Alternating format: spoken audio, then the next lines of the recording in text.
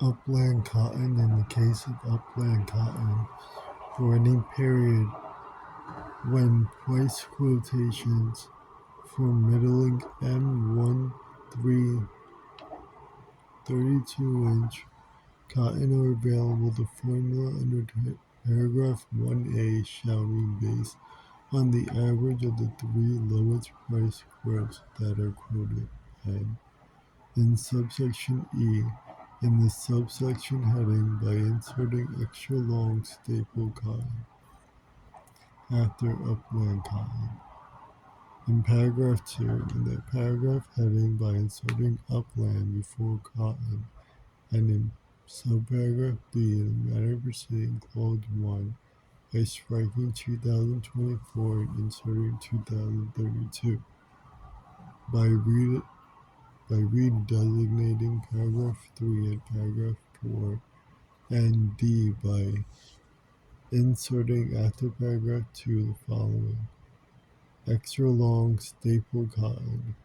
The prevailing world market price for extra long staple cotton determined under subsection D shall be adjusted to the United States quality and location, with the adjustment to include the average cost of market commodity, including average transportation costs, as determined by the Secretary, and may be further adjusted during the period beginning on the date of enactment of the Act entitled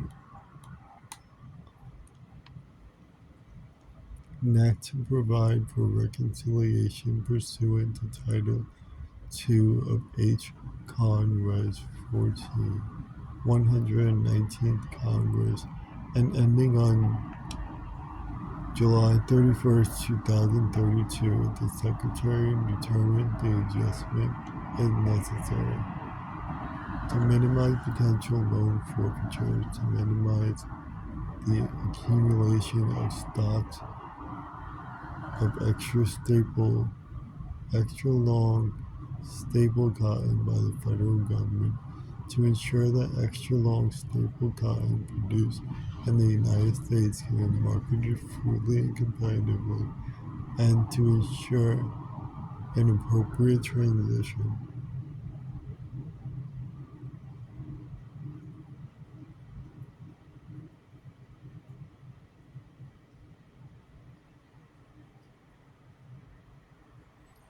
between current crop and forward crop price quotations, except that the Secretary may use forward crop price quotations prior to July 31st of the marketing year only if there are insufficient current crop price quotations and the forward crop price quotation is the lowest such quotation available. Economic Adjustment Assistance for Textile Mills.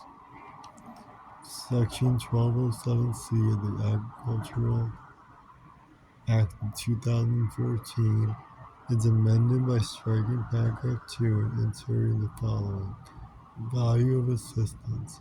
The value of assistance provided under paragraph 1 shall be, for the period beginning on August 1st, 2013, and ending on July 31st, 2025, 3 cents per pound, and beginning on August 1st, 2025, 5 cents per pound.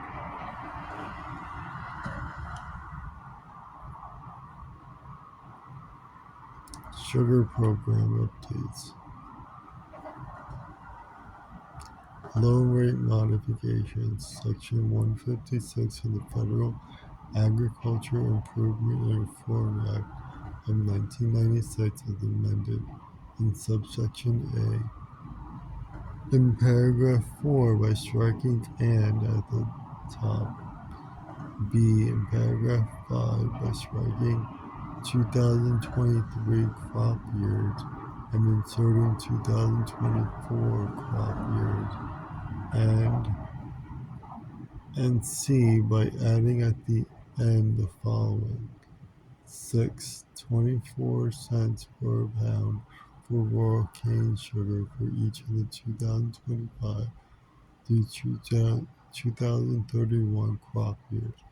In subsection B, in paragraph 1 by striking "and" at the end. B. In paragraph 2 by striking 2023 crop years and inserting 2024 crop years and C. By adding at the end the following.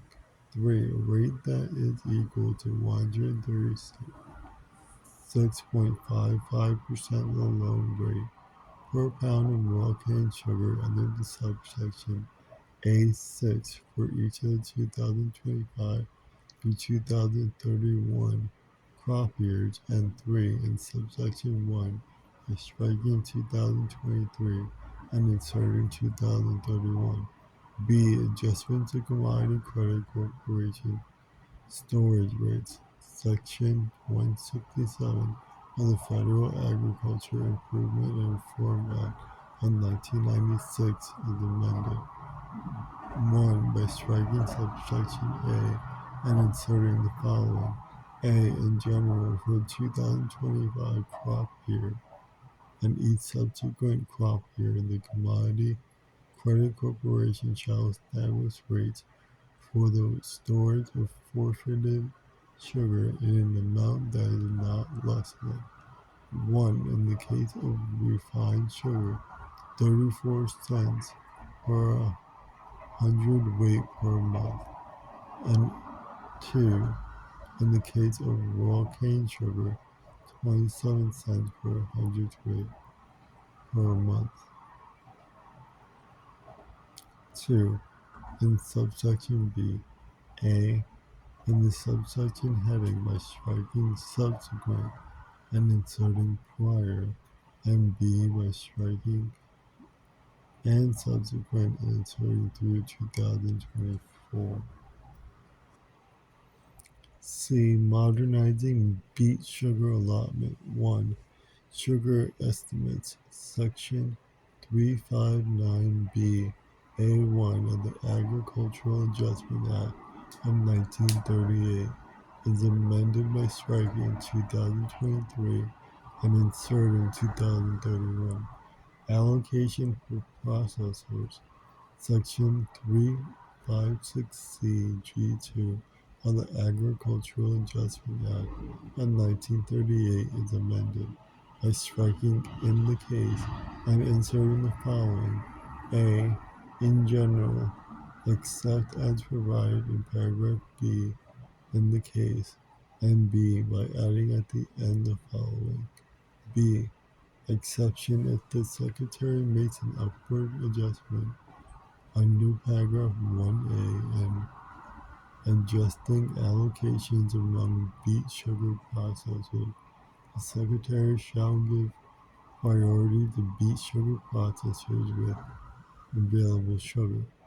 3. Timing of reassignment. Section 359E B2 of the Agricultural Adjustment Act of 1938 is amended. A. By redesignating subparagraph A through C as clauses I through III, respectively, and indenting appropriately. B. In the manner preceding clause I, as so redesignated by striking it to Secretary and inserting the following. A. In general, it to Secretary, and C. By adding at the end of the following. B. Timing in carrying out subparagraph A, the Secretary shall I. Make an initial determination based on the World Agricultural Supply and Demand estimates approved by the World Agricultural Outlook Board for January that shall be applicable to the crop year for which allotment are required, and to provide for an initial reassignment under subparagraph A, not later than 30 days after the date in which the World Agricultural Supply and Demand estimates described in clause I is released. D. Reallocation of tariff rate quota shortfall. Section 359K of the Agricultural Adjustment Act of 1938 is amended by adding at the end the following. C. Reallocation. Initial reallocation subject to paragraph 3 following the establishment of tariff rate quotas under subsection A for a quota year, the Secretary shall A. Determine which countries do not intend to fulfill their allocation for the quota year, and B. Reallocate any forecasted shortfall in the fulfillment of the tariff rate quotas as soon as practicable. Subsequent reallocations, subject to paragraph 3, not later than March 1st of a quota year, the Secretary shall reallocate any additional forecasted shortfalls in the fulfillment of the tariff rate quotas for raw cane sugar established under subsection A1 for that quota year. Cessation of effectiveness. Paragraph 1 and 2 shall cease to be in effect if A. The agreement suspending the countervailing duty investigation on sugar from Mexico, signed December 19, 2014, and terminated, and B. No countervailing duty order under Subtitle A Title 7 of the Tariff Act of 1930 is in effect with respect to sugar from Mexico. D. Refined sugar. 1. Definition of domestic sugar industry. In this subsection, the term domestic sugar industry means domestic. A. Sugar beet producers and processors. B. Producers and processors of sugar cane and refiners of raw cane sugar. 2. Study required.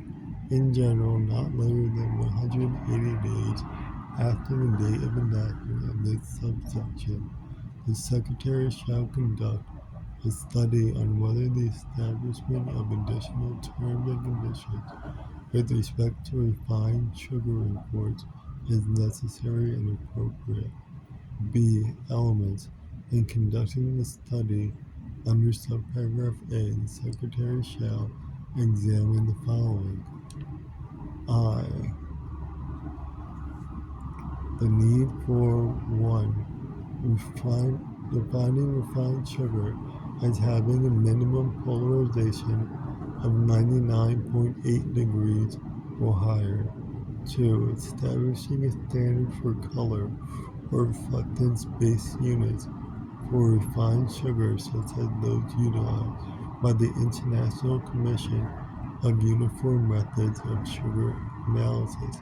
3. Prescribing specifications for packaging type for refined sugar.